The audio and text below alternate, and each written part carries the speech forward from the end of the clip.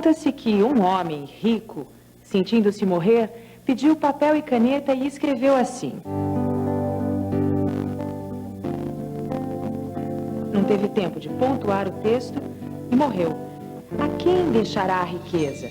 No decorrer deste programa, que vai tratar de discutir as questões que envolvem a aprendizagem da pontuação, você conhecerá o desfecho dessa história.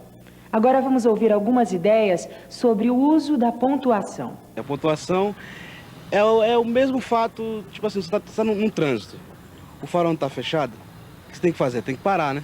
A mesma coisa é a pontuação. Eu uso a pontuação para dar pausa no texto. Ponto e vírgula eu nunca sei, mas eu acho que... sei lá. Vírgula é quando a gente tem uma pausa durante a frase, a gente dá uma parada e usa a vírgula, né? Para dar pausa numa hora de respiração, para não dar uma continuidade na frase, quando você para, uma vírgula, um ponto. O que eu aprendi na escola era essa coisinha que eu disse. O ponto é a pausa grande, a vírgula é a pausa pequena e o ponto e vírgula é o intermediário. É, fazer uma pausa no texto. Para dar uma certa respirada na hora de ler o texto. Eu acho. Mas será que o uso dos sinais de pontuação tem realmente a ver com pausas e com respiração? Será que existem regras estritas para pontuar? Afinal, o que é a pontuação e para que serve? E como a escola tem ensinado esse conteúdo?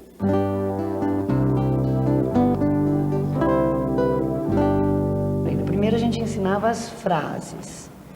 Aí pontuava as frases. Vamos transformar essas frases em interrogativas. Coloque o ponto de interrogação. Então, e aí as crianças liam aquilo ali e botavam o ponto de interrogação, que era fazer uma pergunta. Ou então vamos botar o ponto de exclamação nessa frase. Vamos botar o ponto final. Aí eu achava que eu ensinando as frases, quando ele fizesse o texto, ele ia usar aquilo no texto. E o que acontecia? Não usava.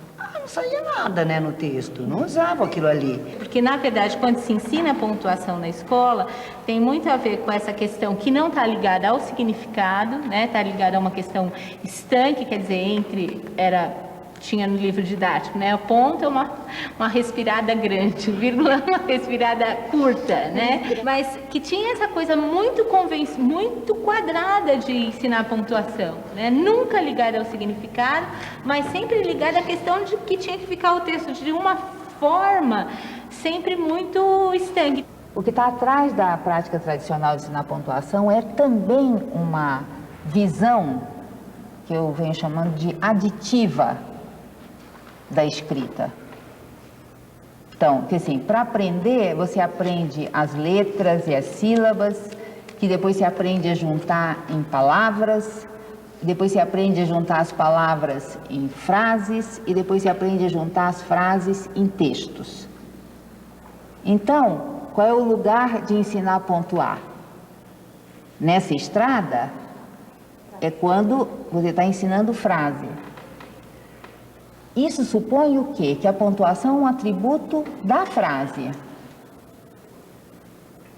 E essa informação falsa que a gente passou a vida inteira dando para os nossos alunos, porque a pontuação é um atributo do texto, não da frase. Então, se a gente não vai trabalhar com essa questão da regra estanque, vamos respirar e tal, que também não ajudou, que foi o jeito que eu aprendi, como é que a gente pode ajudar as crianças a se aproximarem dessas questões para, de fato, poderem fazer uso delas? Você tem que se aproximar desse objeto de conhecimento observando como ele é usado e tentando usar. Porque se você chegar num objeto de conhecimento como esse, a partir de um discurso sobre ele, você não aprende a usar. Foi o que vocês tiveram na escola, que depois vocês tentaram fazer com os alunos de vocês, um discurso sobre a pontuação. Vamos então verificar como as professoras do grupo Referência estão revendo as formas de ensinar esse conteúdo. Começaremos com a classe da professora Valéria, em uma atividade planejada em parceria com a professora Rosângela.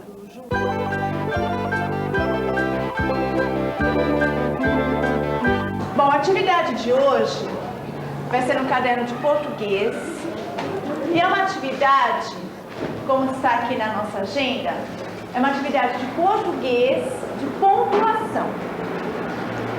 Então a professora vai distribuir para vocês uma piada sem pontuação nenhuma. Fica difícil de entender uma piada sem pontuação. Então vocês vão estar discutindo na dupla a melhor maneira de estar pontuando essa piada. Escreve tudo lá depois. Hoje é 8. Você ainda não passou?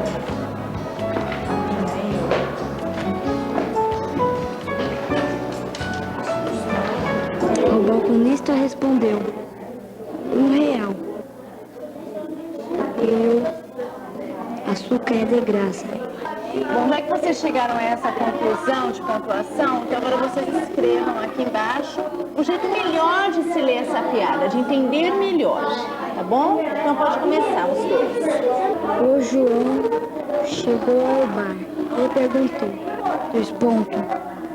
quanto é o café? Ponto final. Mas o Joãozinho perguntou para ele se o açúcar é de graça?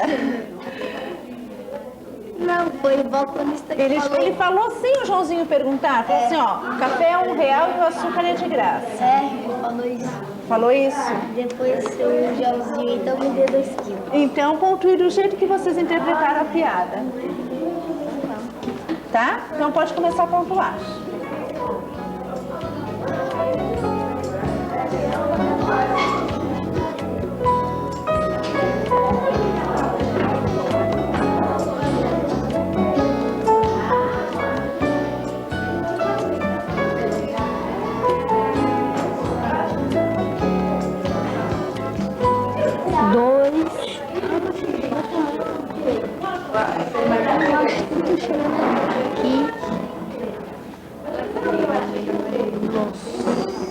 Então aqui nós temos o autor e o balconista só nessa piada. Não, tem mais. João. Mais o João. E o João fala na piada? Tem a fala dele? Não tem? Ah, tem sim, ele perguntou. Peraí, tem a fala de um personagem no meio do autor? Tem uma fala de personagem no meio do autor. O João chegou ao bar e perguntou. O que aconteceu? Espera um pouquinho, antes de você apagar, faz as marcas. Vamos marcar primeiro, depois você reescreve embaixo. Pode,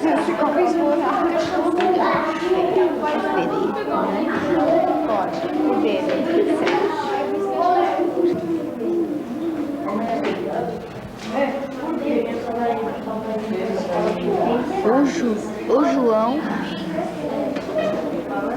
chegou ao bar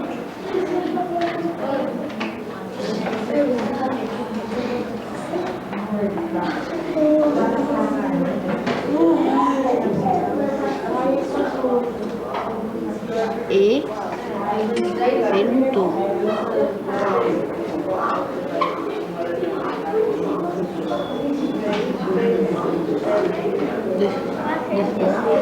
Bom, agora eu gostaria que vocês observassem a pontuação dessas 3 piadas que a professora colocou aqui na lousa.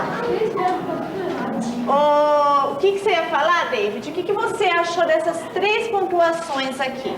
Só a última que tá errada. Errada por quê? Que assim não tem, ali não tem ponto, travessão, aquela dali que tá certa do meio. E por que essa aqui não está? Ah, porque não tá, né, professora? Não tá por quê? Não tem pontuação aqui? Tem, mas tá errada.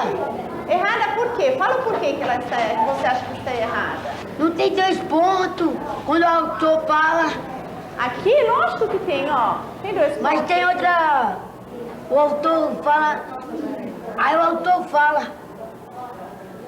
Aqui? É. Aí não colocou 2 pontos. Ali colocou. Aqui colocou, aqui não colocou na fala do autor.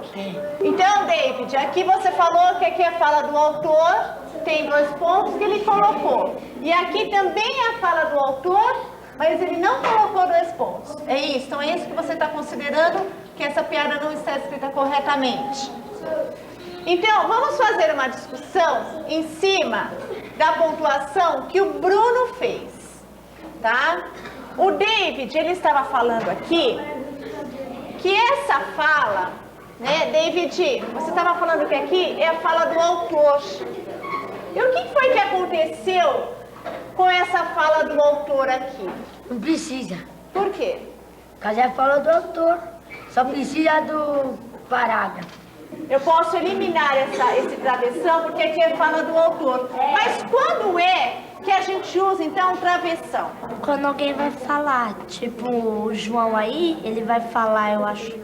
Não, quem vai falar agora é o balconista. Então, agora usa o travessão.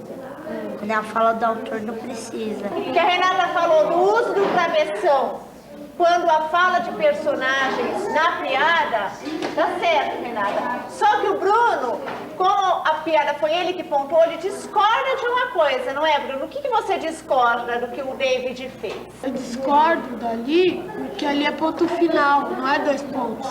Então, leia onde você acha que você discorda. Aqui, o balconista respondeu. Você acha que aqui é ponto final? Por quê, Bruno? Porque eu acho assim que só usa uma vez o 2 pontos, só no começo, assim. Então é aqui nessa fala, né, Bruno? Eu, balconista, respondeu. Aqui que você discorda que não tem 2 pontos. O 2 pontos só pode aparecer uma vez e já apareceu lá em cima. Mas me parece que a Renata, quando você falou isso, ela discordou imediatamente. O que aconteceu, Renata? Eu acho, professora, que não precisa só ter 2 pontos. Quantas falas de autor tiver... Tipo assim, agora é o autor que vai falar, depois é outra pessoa. Coloca um ponto no 2 pontos, não tem nada a ver se é só... Não pode ser só lá em cima. Agora, pessoal, vamos comparar a escrita desta piada e a escrita desta piada aqui. Ali, aquele E, ele é aqui embaixo.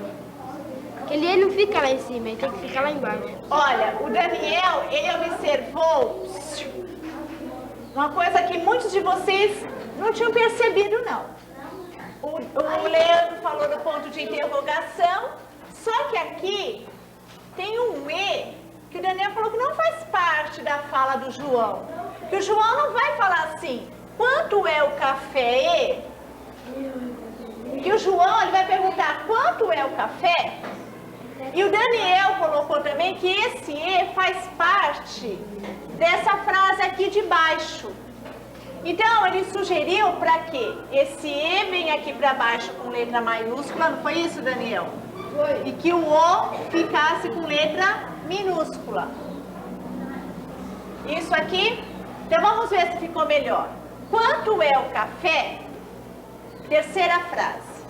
E o balconista respondeu. Agora vamos ver. O que acontece aqui? O Bruno, ele fez da seguinte maneira. R$1 e o açúcar é de graça. A Renata já fez diferente. Ela colocou R$1 e o açúcar. Olha, aqui, o que aconteceu? A Renata, ela colocou a fala do João, a fala do balconista, né, respondendo R$1. E do João perguntando, e o açúcar?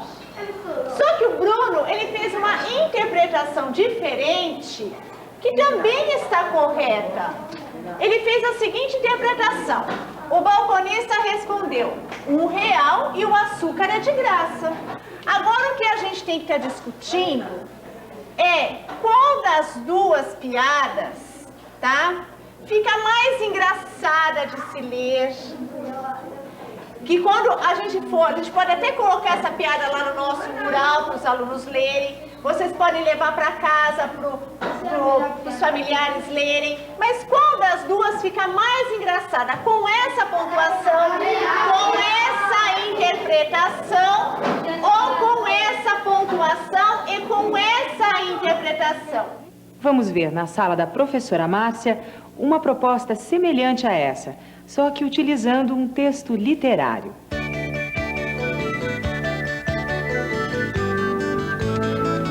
Hoje eu tinha como proposta uma atividade para que as crianças pudessem refletir sobre a pontuação.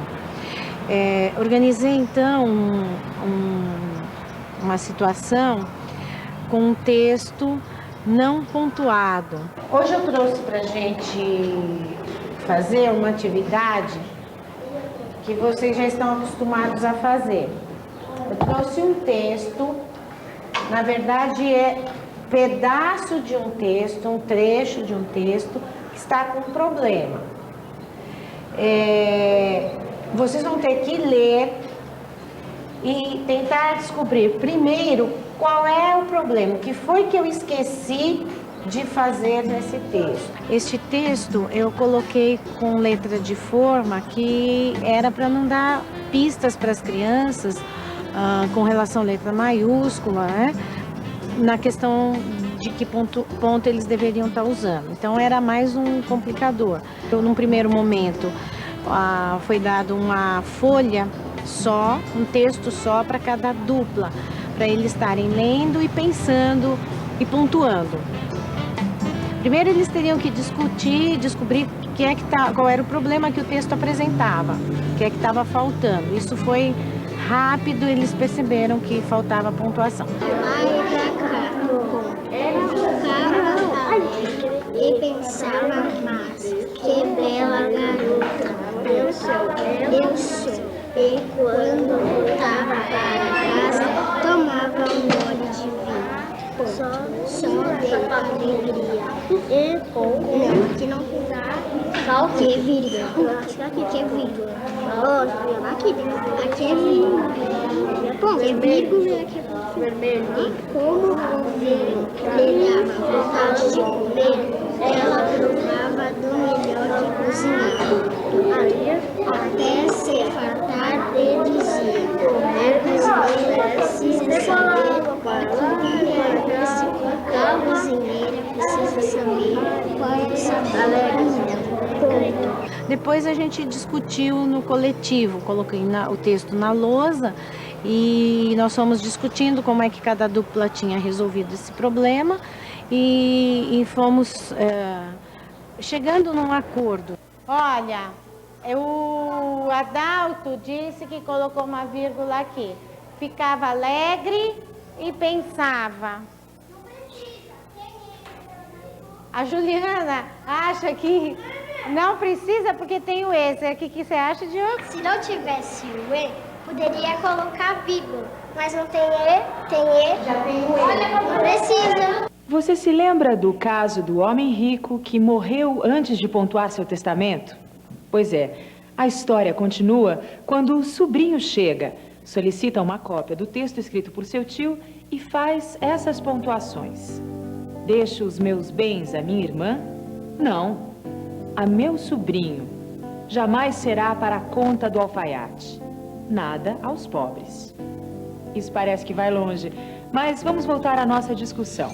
Resgatar um pouco da história da escrita nos ajuda a compreender qual concepção sobre o ensino da pontuação fundamenta as práticas dessas professoras. Na origem, quem pontuava não era o escritor, era o leitor.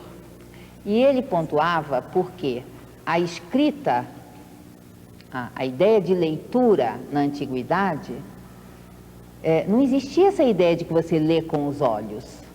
Ler era ler em voz alta. O texto não tinha nenhuma organização visual. O leitor tinha que estudar o texto, interpretar o sentido dele e depois ele fazia marcas nesse texto para guiar a leitura em voz alta. Essa é a origem da pontuação. Acontece que essa pontuação nunca foi uma pontuação do escritor. E ela também não foi disseminada. A pontuação que se dissemina é a pontuação a partir do livro impresso, do texto impresso. E aí ela deixa de ser uma pontuação do leitor e passa a ser uma pontuação do escritor. E quem formula essa pontuação são os tipógrafos. Formulam isso junto com a introdução de brancos no texto, com a mudança de tipografia, com a mudança de corpo, com a introdução de vários elementos para facilitar a leitura dos mais ignorantes, porque para vender livros não dava para vender só para os sábios, certo? Que não precisavam disso. Então precisava facilitar o trabalho do leitor. E os tipógrafos então vão introduzindo e sistematizando um corpo de artefatos visuais para ajudar a leitura. Se você toma essa pontuação dos tipógrafos como referência, é uma pontuação não para falar, portanto não tem nada a ver com pausa, é uma pontuação para o olho. E aí os sinais de pontuação assumem um caráter muito particular. Eles são separadores. Todos os sinais de pontuação têm uma função separadora. A concepção com a qual eu estou trabalhando é a que foi enunciada por um historiador chamado Parkes. E ele conta que ao longo da história da escrita na humanidade, em um determinado momento, além das letras, começaram a aparecer outros elementos no texto escrito que tinham função de orientar a leitura. E ele chama isso de gramática da legibilidade. A nossa questão fundamental é compreender que papel tem a pontuação na produção do texto. E aí é que eu acho que que é preciso ter essa visão global para poder chegar no específico aqui. Se você pensa que a pontuação é um atributo da frase, você escreve e depois você pendura a pontuação no texto. Se você pensar que a pontuação é um instrumento para produzir coesão textual, aí a sua compreensão do papel da pontuação é outro. A pontuação é um recurso da produção de texto.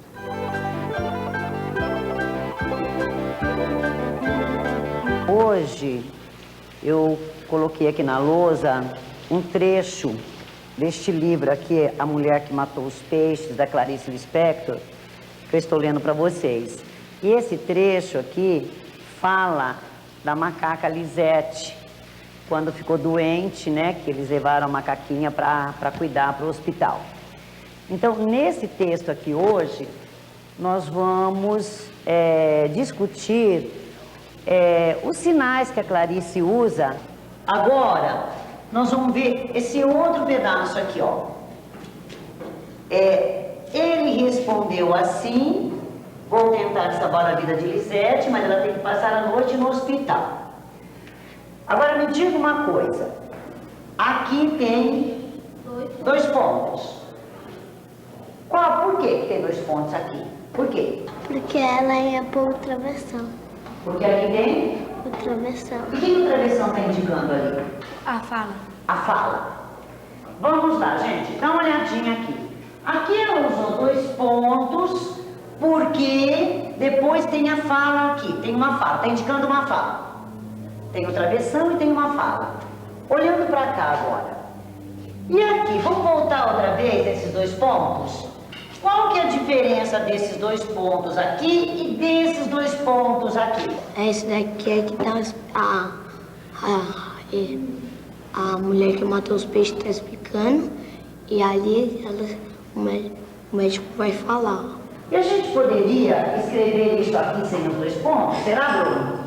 Será que eu poderia escrever de outra maneira sem os 2 pontos? Eu poderia usar outra coisa aqui sem os 2 pontos? Leia lá o pedaço para ver como é que fica. O médico, então, disse uma coisa horrível. Que Lisete ia morrer. Ela usou 2 pontos. Ela podia usar uma vírgula. Ela poderia? Usar uma vírgula. Poderia usar uma vírgula aqui. O Bruno disse que ela poderia usar uma vírgula aqui também. Só que a Clarice usou os 2 pontos, porque quando a gente vai explicar, é interessante que se use os 2 pontos. Mas tem gente que não usa os 2 pontos. Vocês mesmos, você, Bruno, quando escreve, você usa os 2 pontos quando você vai explicar alguma coisa? Não. O que você usa sempre? Vírgula. A vírgula. Então tem outro jeito de deixar o texto, de quando eu vou explicar alguma coisa, né? Tem outro ponto para usar, que são os 2 pontos da Clarice. Tá ótimo. Antigamente, quando eu fazia revisão de texto com as crianças, eu sempre fiz a revisão do texto que estava errado. Eu nunca havia pensado em discutir um texto bem escrito e fazer essa revisão e discutir com eles por que o autor usava toda essa pontuação. Vamos ver se aqui ia dar alguma diferença se não tivesse nenhum ponto aqui, ó. Vamos supor, vou botar até esse aqui pequenininho só para ver. Vamos ver se vai dar alguma diferença. Presta atenção comigo. Mas, quando passou o efeito da injeção, ela, de repente, parou de novo e ficou toda quieta e triste na minha mão, o médico. Então, disse uma coisa horrível. Na minha mão, o médico, então, disse uma coisa horrível. Que Lisete ia morrer. Ela também podia morrer. E triste, na minha mão, o médico. Na minha mão, o médico. É isso, na minha mão.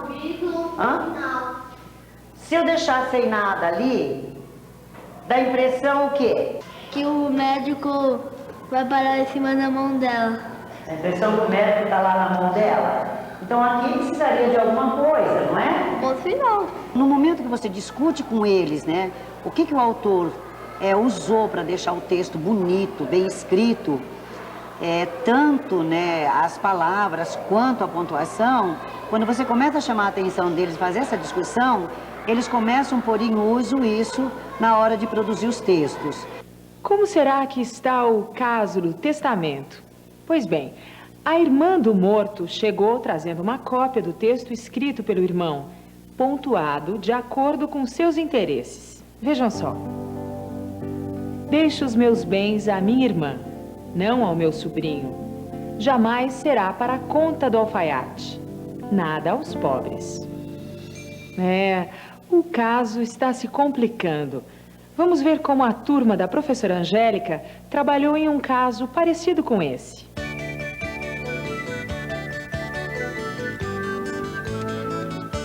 Vamos ver se vocês descobrem o mistério. O cartão era este. Este presente é para o meu neto, não para a minha neta. Não pense em dá-lo a Renata, minha melhor amiga. Não é para o meu filho, jamais será dado para a minha nora Elisa Sara. Claro, a avó havia esquecido de colocar os pontos. Agora, vocês vão estar recebendo este cartão aqui. Esse cartão não tem pontuação nenhuma. Então, em dupla, vocês vão colocar as pontuações que vocês acham corretas. Angélica, em parceria com a professora Rosângela, propôs que algumas duplas pontuassem o texto com a intenção de deixar o presente para o filho e outras com a intenção de deixar para o neto. Bom, dona Dirce e dona Ana, a gente tem que pontuar essa piada para deixar esse presente para o neto. Pro neto. Porque essa avó escreveu o bilhete, o cartão, mas não deixou a pontuação, né? Então vamos fazer uma coisa, eu vou perguntando e a gente vai discutindo junto para ajudar, tá bom? Tudo bem. Ó, vamos ler aqui no começo. Tá, quem lê? Este presente é para meu neto. Então ela quer deixar para o neto? Meu neto. Então tá. Então o que a gente vai pôr aqui depois de neto? Um ponto. Um ponto.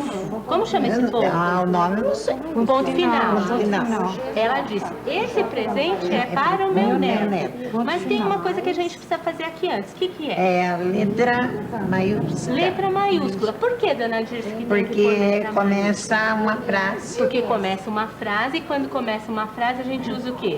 A letra maiúscula. Letra maiúscula, isso mesmo, a letra grande. Né, maiúscula. Este presente é para o meu neto. Então nós vamos descobrir para quem a vovó Sara deixou esse presente. Então vamos lá, meninos. Este presente é para o meu neto? Não. Para a minha neta? Também não. Pense em dá-lo para a Renata. Minha melhor amiga? Não. É para meu filho. Jamais será dado para minha nora Elisa. Aqui nesse grupo está diferente a pontuação que elas fizeram e que esse grupo fez. Também está para o filho. Também está para o filho. Também está para o filho, mas está diferente. Mas não foram os mesmos pontos usados. Não. O grupo da professora Rosângela diferenciou do grupo da Dona Maria. Por quê? Aqui, olha, para a minha neta, vocês estão perguntando, né? Também não. Eles responderam. O grupo de lá não fez assim. Penso em dá-lo para a Renata, minha melhor amiga. O grupo de lá pôs ponto de exclamação. Não! E o grupo de cá? Ponto final. Gente, tem diferença? Os dois estão certos, não está? A senhora tem razão, dona Dirce, fica certo. É que um fica com mais ênfase, fica, não, de jeito, quer dizer assim, imagina, não, e o outro fica, não, pronto.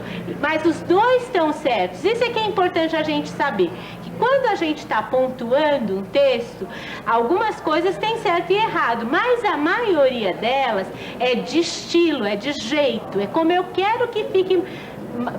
Sempre pensando assim, em quem vai ler. Quem vai ler vai entender se for com ponto final? Vai. Quem vai ler vai entender se for com exclamação? Também vai. A situação do testamento parece estar longe de uma solução. O alfaiate também apresentou a sua forma de pontuar. Deixo os meus bens à minha irmã? Não. A meu sobrinho? Jamais. Será para a conta do alfaiate. Nada aos pobres.